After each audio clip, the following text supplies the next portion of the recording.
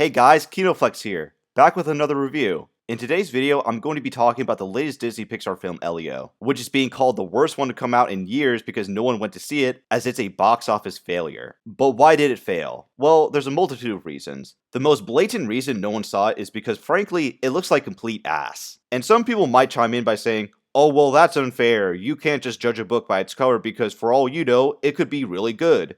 And while it's true that you can have good stories that appeal to a limited number of people, if you want a blockbuster hit, you need to have mass appeal. And the ugly, uninspired art style that has become standard for the industry is unappealing to everyone because it has become so overused at this point. I also think that if you're a rabid defender of this specific art style because you think it's the future of animation and that criticizing it means that animation as a whole is being undermined, then you're just being a blatant shill for Disney either intentionally or unintentionally. Animated movies that put in the effort do in fact get recognized and rewarded, as seen with Flow from last year, that not only won a bunch of awards, but managed to have much better animation than Elio despite having a much lower budget. Animation is not in danger because this movie flopped. It just sends a message to Disney that they need to go back to their creative roots if they want audiences to spend their time and money in a theater. But that's the other twist to the story, because it seems as though the team for this movie just gave up, as reports are showing that the original concept for this was completely different to the movie that ended up being released in theaters. Apparently the movie was supposed to be one big allegory about being gay, with Elio spending the movie trying to find the confidence and confessing to his boy crush. But the creative team had to scrap that entire plotline because not a single person they brought in for test screenings said that they would go to a theater to see it. So Disney executives ended up forcing the movie to go through conversion therapy to not alienate audiences.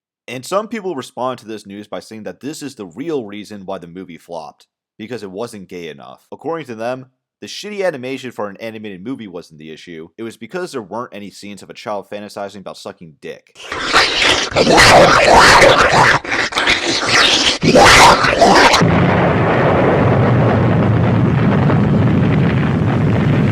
And while studio meddling can absolutely be a problem as seen with previous Disney movies like Wish, I wouldn't say that this was a problem here because the story wasn't really the issue. Honestly, the biggest complaint you can say about Elio's plot is that it's too similar or rehashed with plot lines that have already been done in better movies. But even if it's a rehash, that still puts it leagues above bad remakes, unnecessary sequels, or newer movies that prioritize social commentary rather than having a good story.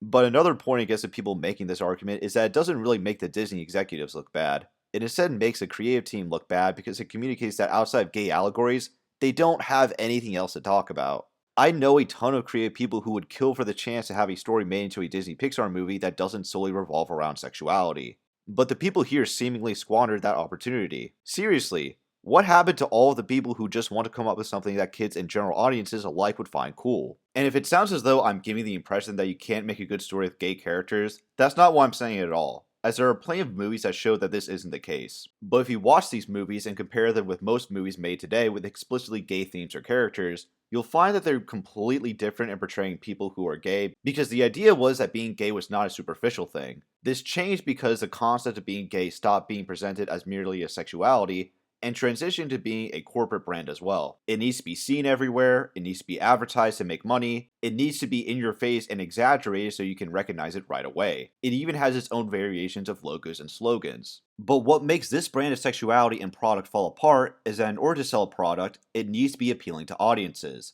So when this didn't show itself to be profitable, the same corporations that are very aggressive in pushing this into the public are now walking all of it back. The reason why this stuff was getting made in the first place wasn't because they wanted more interesting stories that weren't getting told. It was because they wanted to say that they were the first at doing something that hasn't been done before, so they can pretend that they're more important than they actually are, and appeal to idiots who buy into the scam that they're making history by buying something. But general audiences aren't that stupid, because they caught on and learned to recognize it. In this case for Elio, it's a soulless corporate style 3D animation that's only made because it's easier and quicker to put out. The exact sort of thing you would see in an ad for something like Grubhub, which this movie has been unfavorably compared to. It also doesn't help that the ads promoting this movie online also come across as incredibly fake and desperate. Stop complaining that Disney doesn't make original stories if you don't show up to movie theaters and support them in the first place.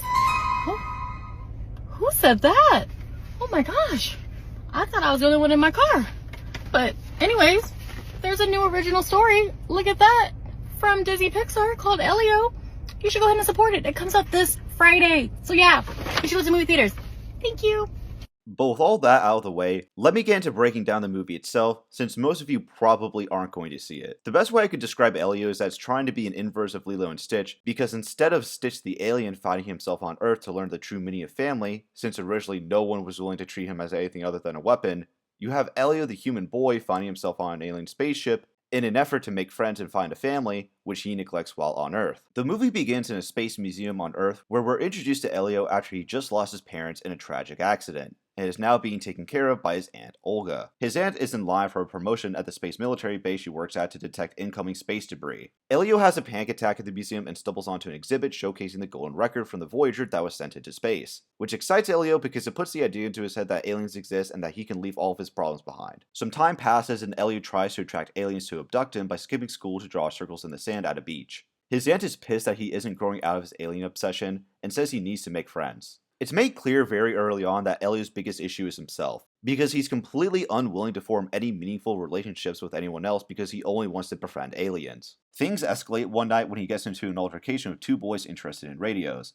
and instead of making friends with them, Elio acts like a complete brat by just taking their shit for his latest attempt at talking with aliens, and then tells them to fuck off. Then when it breaks on accident because one of the boys was messing with it, he crashes out on them and gets them all in trouble because a broken radio causes a power outage on the base, where the aunt almost loses her job. She understandably loses her patience with him because he's not even communicating in their own language, but one he completely made up for himself, and ships Elio to boarding school, or camp I guess, to get his shit together. But before that, there's something important that happens on the military base. One of the aunt's coworkers claims to be receiving an alien signal where he plays it back for everyone, but it's unconvincing, so he gets insulted and told to take his meds. Elio overheard all of this and sneaks in later when the room is empty, and sends a message to the aliens asking them to come get him. He ends his message by saying, "Okay, bye, I love you," which the aliens later misinterpret as a common Earth greeting and is repeated about 50 times throughout the film.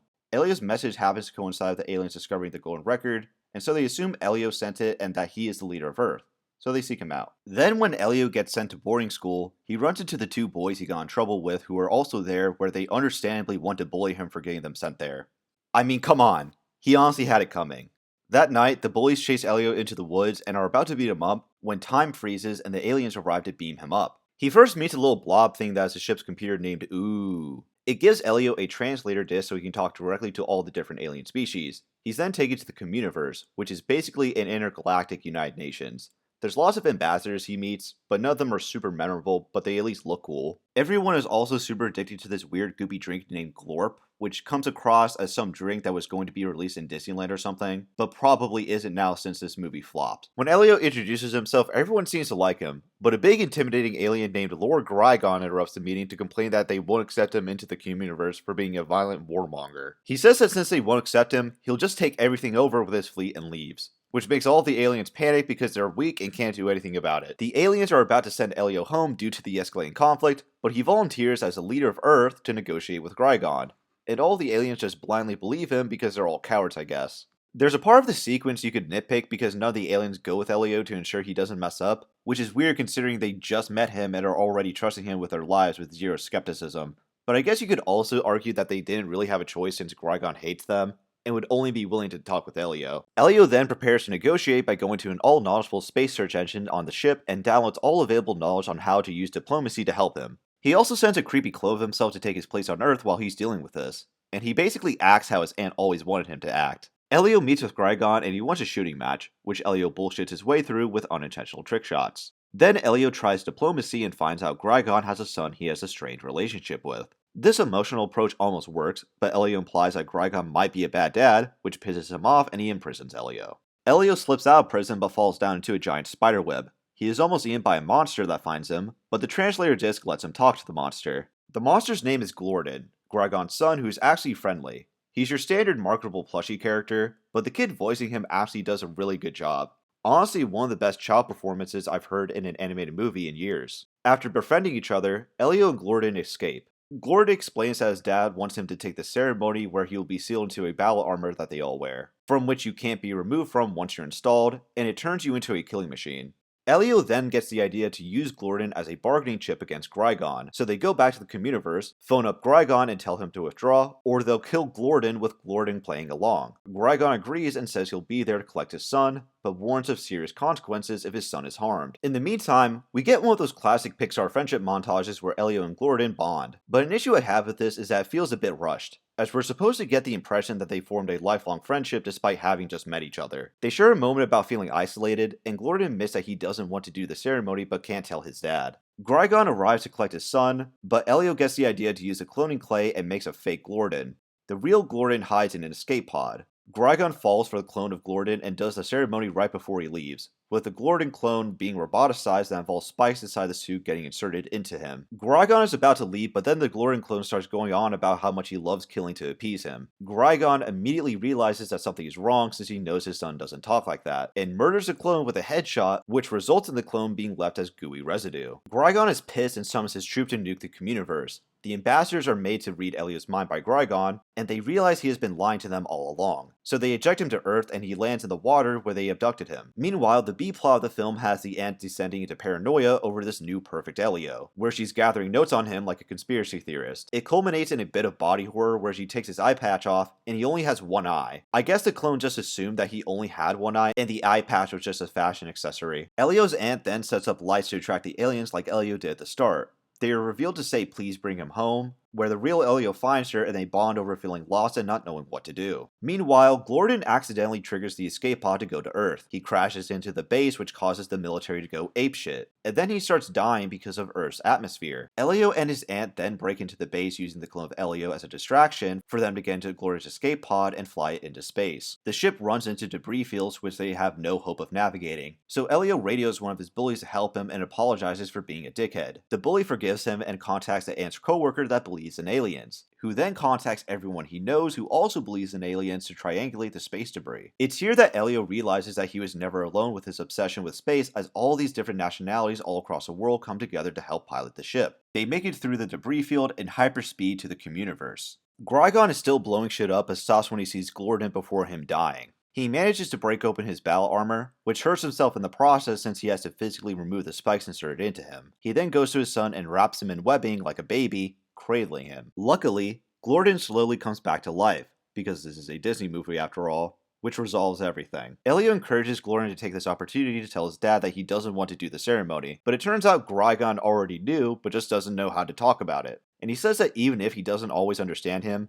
he will always love his son regardless. Qui-Gon stops his invasion of the communiverse, and the ambassadors offer to let Elio stay as the representative of Earth. But he says that he never gave Earth a proper shot, and decides to leave with his aunt. Before leaving, there's a cute moment where the translator disc powers off, but Elio still understands what Gordon is saying, which is, okay bye, I love you. Back on Earth, Elio makes friends with the other boys and they build radios together. The communiverse appears in the sky as Elio and Olga look on, and the last moment is a message coming in from Gordon over the homemade radio. While the art direction isn't my cup of tea, I actually thought that this ended up being one of the most decent Disney movies in quite a while. I've only seen the film once, but I didn't really pick up on any really big plot holes, since it does a decent job of explaining why characters act in certain ways and respond the way they do. My opinion might change if I ever watch the film again, but overall, I thought it was decent. The biggest praise I would have for the movie is that it actually manages to provide some good lessons to kids. Specifically to not be a brat like Elio who alienates everyone around him. Get it? Boo! But seriously, I liked how the movie told kids to not glorify being a loner or antisocial because supposedly nobody can relate to them, when in reality their problems aren't that complicated and they could feel better if they just socialize and make friends to get over their trauma. It also communicates a good message relating to parenting, where even though Elio's aunt and Qui-Gon are strict with their kids,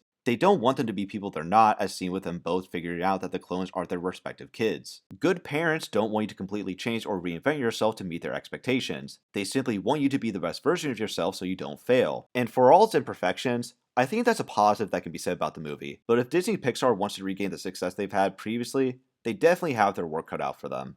But those are just my thoughts, and if you have your own, then flex them off in the comments below. And if you enjoyed the video, be sure to leave a like, share, and subscribe. Thank you!